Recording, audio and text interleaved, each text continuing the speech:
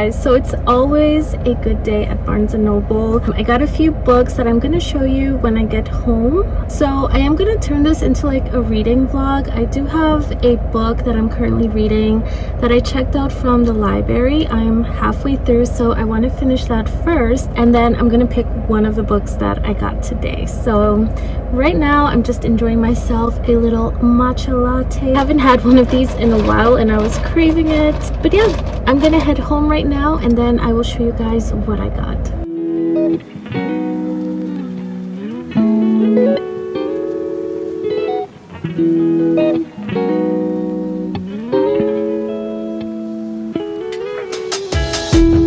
These are the 4 books that I got at Barnes & Noble, and I think 2 of them are new releases.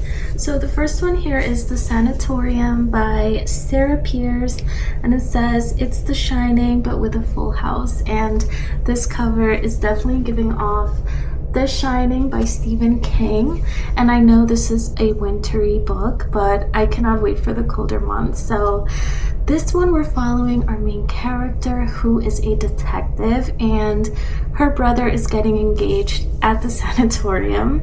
So she's headed there to this place, to the engagement with other guests, and the fiance, Laura, goes missing. And apparently there are like weird things that have happened in this place. It has like a dark past. So they're here isolated in the snowstorm, and someone else goes missing. So people start disappearing, and it's up to our main character to find out what is happening. So this one is also part of a series. It is the first book in the series, and it sounds really interesting. So can't wait to read this. Up next, we have How to Survive a Horror Story by Mallory Arnold. And this one, we're following a group of authors who go to this manor, who belong to this legendary horror author who has just passed away, and it turns out that they're there to read his will and testament. So they all want a share of his fortune, but instead of just getting their hands on the fortune, they have to play a game. And it is kind of like solving a riddle, and then you move on to the next room, and you solve a riddle and you move to the next room. But if they don't solve the riddle, it says the house will take them. So I don't know exactly what that means, but this is giving escape room vibes. Actually, there was a movie I watched and it was called Escape Room, and it reminds me so much of that. It sounds good, and look at that. It's like teeth. So when it says the house takes them, does it mean like literally just eats them? I don't know, but this sounds so good. Next up, we have Where He Can't Find You by Darcy Coates. I love Darcy Coates. She's my favorite author. And this one is a YA, or for young adults, and this one is about a killer. I don't know if it's like a person or a creature, but apparently people have gone missing in this town, and then when their body turns up, it's been cut up and restitched. So the killer is called The Stitcher. And this one, we have our main character. They go out for a walk with her sister and she goes missing. So they're scared that the Stitcher might have got her. So her and her friends are trying to find her sister before it's too late. And this one sounds so different, like the Stitcher. That is so horrific. But yeah, can't wait to read this. I love Darcy Coates. And last, we have We Live Here Now by Sarah Pinborough. So this one is kind of like a haunted house, psychological suspense, spooky story. We're following our main character who had an accident that almost killed her, and she is recovering. So her and her husband moved to this house to start over and move on, and she starts to experience spooky things, paranormal things, and she sees things, she hears things, and she thinks the house is haunted, but she's the only one experiencing these things. Her husband doesn't see anything, nothing ever happens to him. So she starts to think if it's like her medication or something that is making her see things, if she's hallucinating or is the house actually haunted? So it says there are secrets that the house is hiding, secrets that her and her husband are hiding. So this sounds so good, so spooky. I really don't know which one of these I will pick, but currently I'm reading A Very Woodsy Murder by Ellen Byron. This one's a cozy mystery that I checked out at the library, and I'm like halfway through. This has been such a nice read so far. It's super cozy. Our main character is so quirky, and I'm just really loving this. So I want to finish this before I get started on our next book. And I don't know, you guys, I think I'm gonna go with How to Survive a Horror Story. It just reminds me of The Escape Room, and I really enjoyed that movie, so I think I'm gonna pick this one next. But right now, let's go make ourselves an iced coffee, and then we're gonna continue with A Very Woodsy Murder.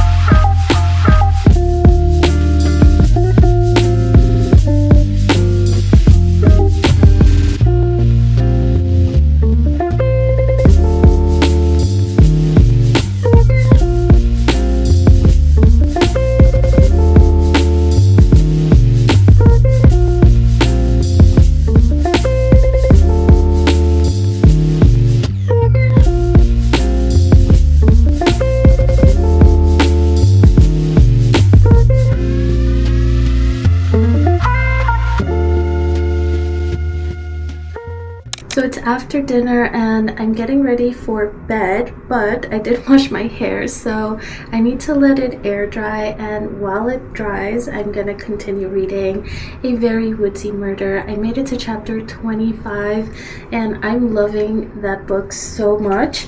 And then we'll start How to Survive a Horror Story tomorrow. So now I'm just gonna do a little bit of skincare. I'm going in with this serum that I love. It's very hydrating. So I just do like a few drops of that. And then a little bit of eye cream. And then my go-to Drunk Elephant Lala Retro. I love this moisturizer.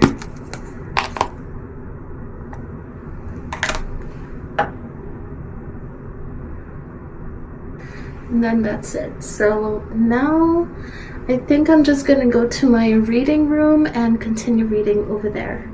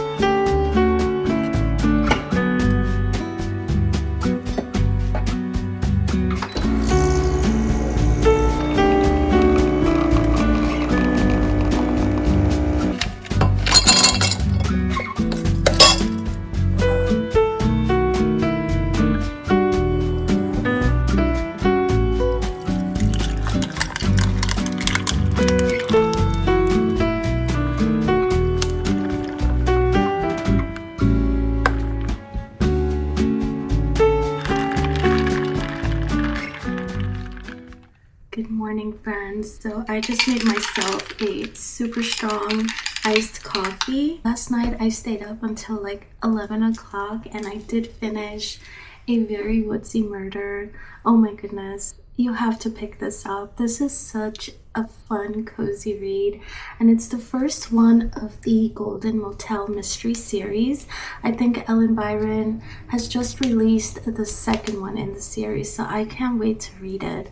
But we were following our main character who opens this motel in California in this little mining town, and she is a screenwriter, I think, or actor.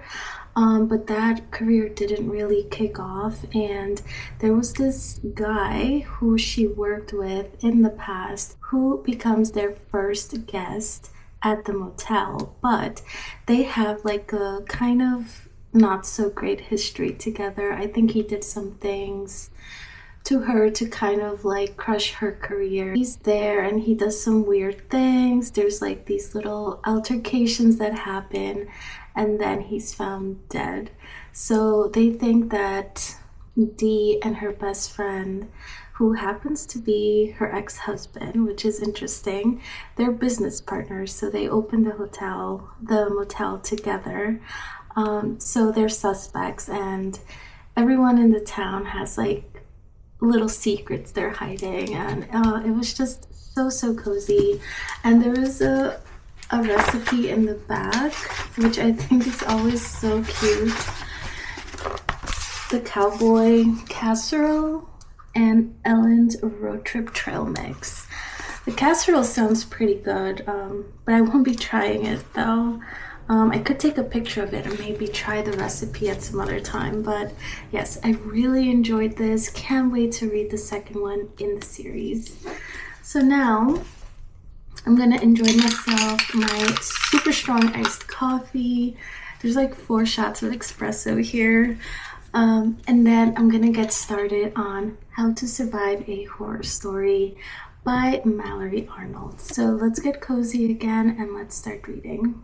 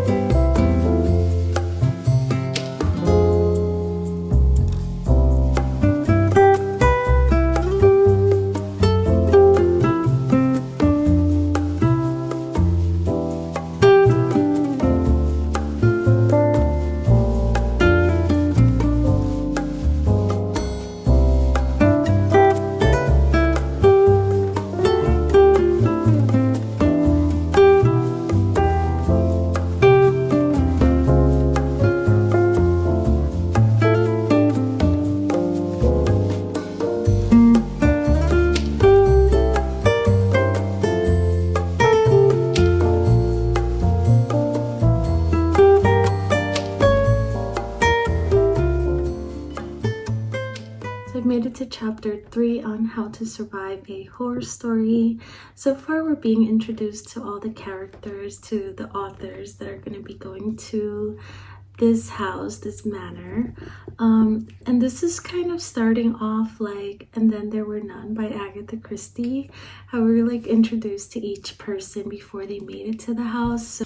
And look at this. We have like kind of a little montage of the characters, the authors that are going to be staying there. This is really giving Agatha Christie vibes, and I like it so far, but I'm gonna put it down for now, and I think I'm also gonna end the vlog here. I will give you guys my thoughts on this on my next video. I hope you guys enjoyed this week's vlog. I had so much fun at Barnes & Noble. I love going there. Don't forget to pick up A Very Woodsy Murder if you can, if you're in the mood for something super light and cozy. This was such a great read. Don't forget to like, subscribe, leave me a comment down below. I hope you have a great rest of your week, and I will see you in my next one.